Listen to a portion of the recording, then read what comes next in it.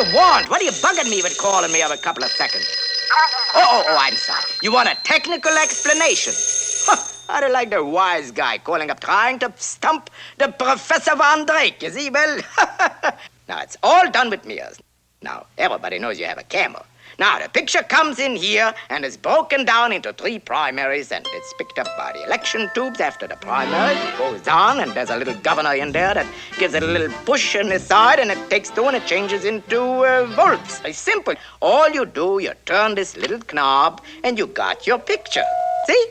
That's all. All right, come on, you turn the little knob and you got the picture. All right, I turned the knob. Didn't I turn the knob? What are you doing with that? I guess it takes time to warm up. I don't know what it is. Ooh, this is murder.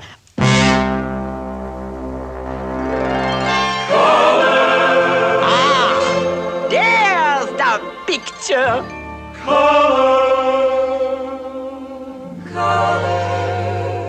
Color television has a lot of traceable origins. If you want to get really technical, it dates back to the 1880s. But in terms of when it was actually accessible to the public, the first color sets were available for purchase in 1954, but color broadcasting was slim.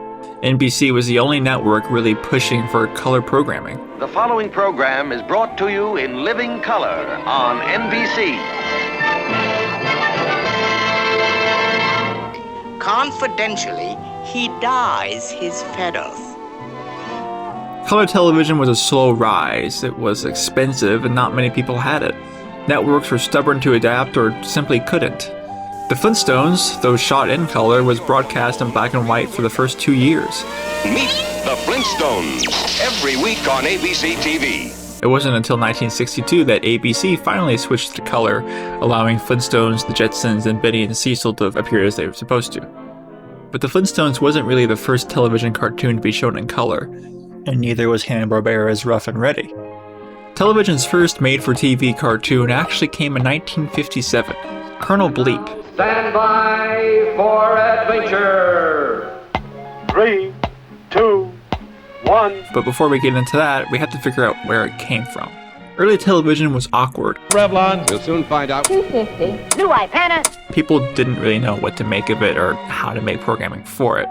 Studios were popping up everywhere to make content for television stations that just kept multiplying. One of those studios was Soundak in Buffalo, started by musician Bobby Nicholson, who was later replaced by Robert Buchanan, and co-founded by Jack Schleh. Soundak began producing shows like Dollar Derby and Tuno before moving to Miami into a warehouse. The initial building was a great big warehouse, big tall building because they parked trucks and stuff in it. It was a trucking company. And right out in front of the building, there were a couple of buried fuel tanks, I guess for diesel fuel or whatever. And they had to take those fuel tanks out of the ground, especially in Florida, even back then, for environmental reasons. So it left them with a big giant hole right in front of the building. So they designed this nice rectangular swimming pool and put a patio around it. And then they built the rest of Soundak surrounding the pool. Soundak's first new production in their Miami studio was Watch the Birdie, a children's quiz show with short, limited animations put on top created by Jack Schleh. Soundak's animation team began to grow with new members such as Fran Noak, Hal Lockwood, and George Gissels. Soundak created an assortment of animated commercials, by the end tallying up to 4,000. Fresh animated content was hard to find for television at the time, a gap in the market that Buchanan saw an opportunity in. They needed to create something new, cost-effective, and entertaining. So in 1957, to get on the slowly rising color train, they got their answer. Colonel Bleep, interplanetary intelligence agent for the planet Futura, had completed another dangerous mission.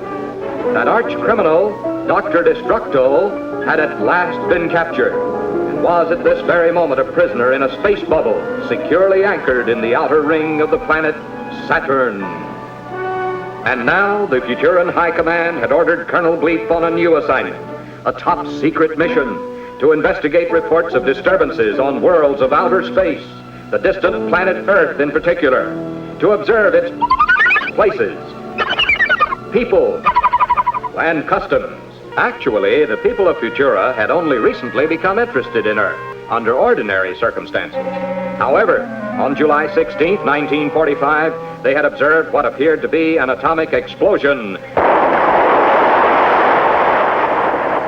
on the Earth planet, As time went on, Futomic radar scopes recorded an increase in the number and fury of these explosions. And so, Colonel Bleep has arrived. With Colonel Bleep are two unusual companions to share his exciting adventures. First, there is Squeak, a happy-go-lucky boy of the present, very much like you, except that Squeak is a puppet and cannot speak a single word. Second, there is Scratch, an expert on the past, who, like other cavemen, should really have become extinct several thousand years ago. So here they are, three very strange companions. Colonel Bleep of the future, Squeak of the present, and Scratch of the distant past. Together they travel up, down, backwards or forwards, in distance or in time. Ironically, much of the country only saw Bleep in black and white. Originally intended to only last 52 episodes, that number was later extended to be 100. Schleh and Buchanan wrote the first 2 episodes, which were often used as a pilot, but the other later 98 were written, directed, and mostly animated by Schleh himself. My dad had to come up with all these episodes, and he would just look through the encyclopedias and look for information to make a story around, and so they'd have to come up with a new episode every weekend. Colonel Bleep was all done basically with acetate cells with white tempera paint. My dad would paint on the Colonel Bleeps, and for the other characters, the Squeak and Scratch characters, they made full sheets of photostats, photographed in black and white, of all the various body parts, so you could cut them out like a paper doll sort of thing, and cut and paste and have their arms and legs or whatever they're doing. You would have all their various body parts. You could move, reposition, and they would just glue those pieces onto the acetate, and they hired a local announcer personality to do the voiceover and tell the story along. So, how long can Bleep withstand such overwhelming odds?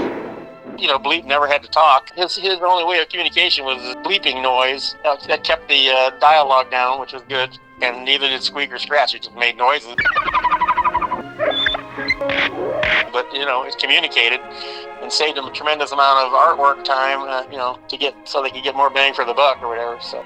Bleep was successful. It had sponsorships with Red Goose Shoes, Maypo Cereal, 7-Eleven, and a plethora of other companies. It was often shown on peanut gallery television shows, an idea that Substack tried producing themselves, but didn't really catch on. But around the time Bleep was in production, Substack had another idea. You turn from the clock and you look to the sky. What's the weather doing? Is it wet or dry? Who knows? What's the weatherman?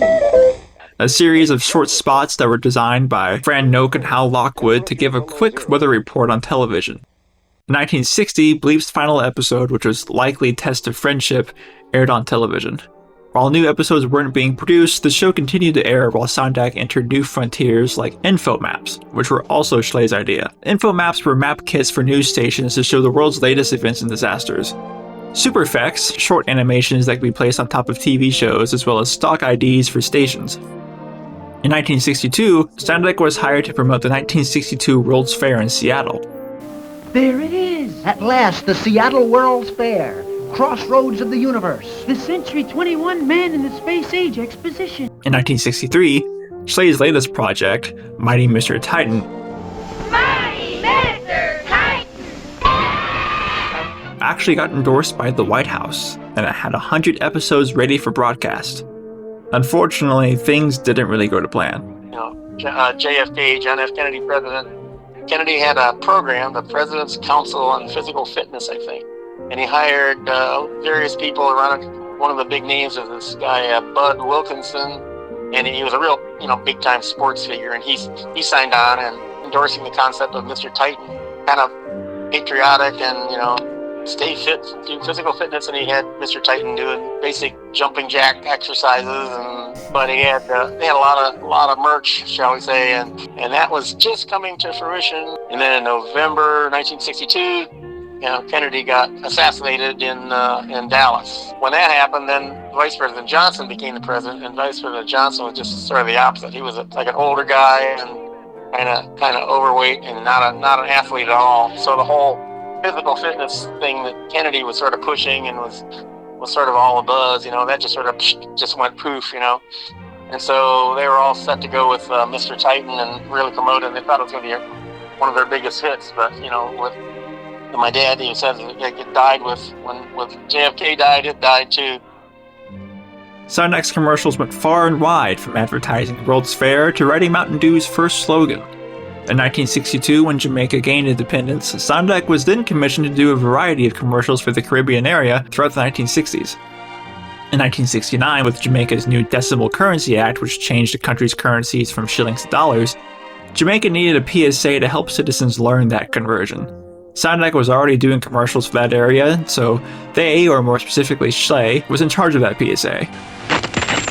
By changing those old pounds, shillings, and pence to brand new, up-to-date Jamaican dollars and cents. By the 1970s, Sondak started going downhill. It's not really known when the studio shut down, but around this time, Schleh had left and started his own design group. He worked as a designer well into the 1980s.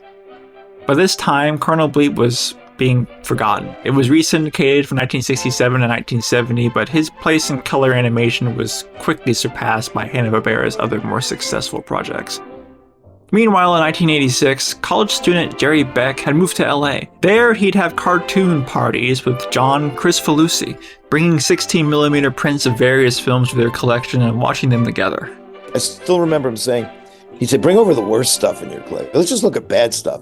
So I brought things I considered bad, and things I haven't watched in years at that point in 86. And one of those things was Colonel Bleep, only because I remembered it had very limited animation. So I ran Colonel Bleep and the gang there was all the guys who'd become the future superstars of Spumco. Everybody was like, all the crummy stuff, Clutch Cargo, got laughs. But Colonel Bleep, everybody, including me, we were all like, the artwork in this is really good. We all just rediscovered it, at that moment. When I showed, John that Colonel Bleep that night, that whole 3, 2, 1, and all that stuff. He was like fanatic about Colonel Bleep at that point. I ended up trying to find as many Colonel Bleep cartoons on the collector's market as I could, just to satiate his appetite. And that's one reason we got into distributing Colonel Bleep later. In 1988, Jerry Beck and Carl McKeck would later found the company Streamline Pictures, who would later go on to distribute movies like Akira in the United States on home video. Critics say Akira makes Blade Runner look like Disney World. In 1991, they would release 2 VHS tapes of Colonel Bleep episodes, making this release the first time Colonel Bleep was ever released on home video. When Streamline, at the time, this is 30 years ago or so, we wanted to do more than Japanese animation, and we were at some TV convention, a convention of people who have TV shows that they want to sell. There were people there who had the rights, or at least they said they did, to a lot of oddball programming, and oddball programming was exactly what we wanted to do. And it turned out that Jack Schleh lived like a mile, if that much, away from my grandma. So I went down and I visited with Jack Schleh. I went to his house and took pictures, and he loved that we put out Colonel Bleep, and that I came and visited, and he cared. I cared so much for what he was doing and what he was up to. And I mean, all I'm saying is, for us who recognize Colonel Bleep and Jack Schleh's artwork in later years, I'm very proud to be someone who represented everybody who in the future would recognize his artwork, because he didn't have anybody at that in all that time. Nobody really, there were no retrospectives or anybody discovering him. We were the closest thing to it at that time, and he appreciated that.